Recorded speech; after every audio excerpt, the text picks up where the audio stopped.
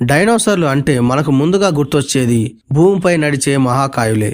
కానీ డైనోసార్ల యుగంలో ఒక జీవి మాత్రం భూమిని కాదు, ఆకాశాన్ని తన రాజ్యంగా మార్చుకుంది. రెక్కలు విప్పితే ఏ శబ్దం లేకుండా ఆకాశం గుండా జారిపోతుంది. అదే పెరానోడాన్.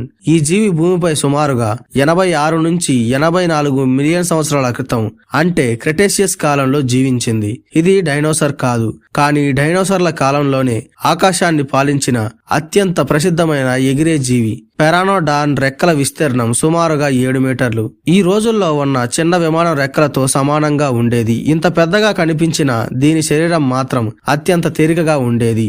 ఇందులో ఒక విశేషం ఉంది, దీనికి పళ్ళు లేవు. అందుకే పళ్ళు లేని రెక్కల జీవి అనే అర్థం వచ్చేలా దీనికి పెరానోడాన్ అనే పేరు వచ్చింది. దీని తలపై ఉండే పెద్ద ఎముకల క్రిస్టల్ దీనికి ప్రత్యేక గుర్తింపు. ఈ క్రిస్టల్ ఎందుకో ఇప్పటి శాస్త్రవేత్తల మధ్య చర్చ కొనసాగుతుంది. సమతోలనం కోసం కావచ్చు, లేదా ఆకర్షణ కోసం కావచ్చు. పెరానోడాన్ ఎక్కువగా సముద్రాల దగ్గరే జీవించింది. నీటి మీద తేలుతూ చేపల కదలికలను గమనించి ఒక్కసారిగా కిందికి దూకి వేటాడేది. ఇది ఎక్కువగా రెక్కలు కొట్టేది కాదు, గాలిలో తేలుతూ గాలి ప్రవాహాన్ని ఉపయోగించుకొని దూరాలకు ప్రయాణించేది. భూమిపై నడవడంలో ఇది బలహీనమే, కానీ ఆకాశంలో మాత్రం ఇది ఒక నిశ్శబ్ద వేటగాడు. భూమిపై శక్తి కాదు, గర్జన కాదు, నిశ్శబ్దంగా ఆకాశాన్ని తనదైన శైలిలో పాలించిన జీవి.